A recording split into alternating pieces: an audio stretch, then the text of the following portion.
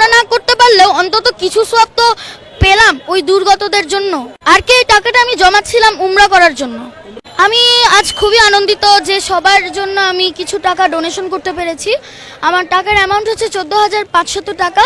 এই অল্প টাকা, এটাই যত টাকাই হোক না কেন, অন্তত আমি এই টাকাটা দিতে পেরেছি যে, এবং তারা যাতে, এবং যারা দুর্গত রয়েছেন তারা অন্তত যে এই টাকা দিয়ে অন্তত কিছু জিনিস তো কিনতে পারবেন, কিংবা ওই টাকাটা দিয়ে অন্তত কিছু হেল্প তো তারা পাবেন, সেজন্য আমি খুবই আনন্দিত। এই টাকাটা তুমি কোথায় থেকে দিলে? মূলত এই টাকাটা এটা আমার জমানো টাকা।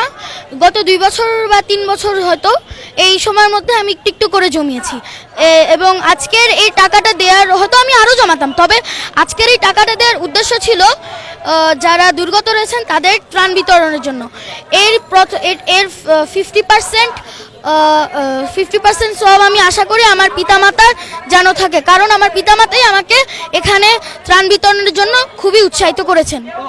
আমরা ছোট মানুষ, ছোটবেলায় যখন, তুমিও ছোট মানুষ, ছোটবেলায় যখন টাকা জমানো হয় কোনো না কোনো উদ্দেশ্যে, যে একটা জিনিস কিনবো বা এটা কিনবো, এই উদ্দেশ্যে কিনানো হয়, জমানো হয়, কি উদ্দেশ্যে টাকাটা জমিয়েছিলে? আর কি এই টাকাটা আমি জমাচ্ছিলাম উমরা করার জন্য। সেই উমরার টাকাটা তুমি এখানে দিয়ে দিবে?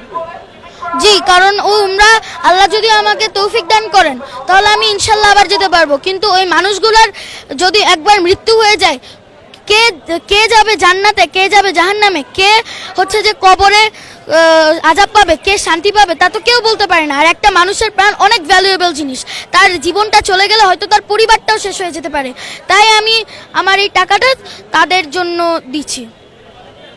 তুমি যে উমরায় যেতে পারলে না, এর জন্য মন খারাপ? তা তো 99.9% মন খারাপ হচ্ছে, তবে আবার 99.9% খুশিও হয়েছি যে আমার উমরা না করতে পারলেও অন্তত কিছু সওয়াব তো পেলাম ওই দুর্গতদের জন্য।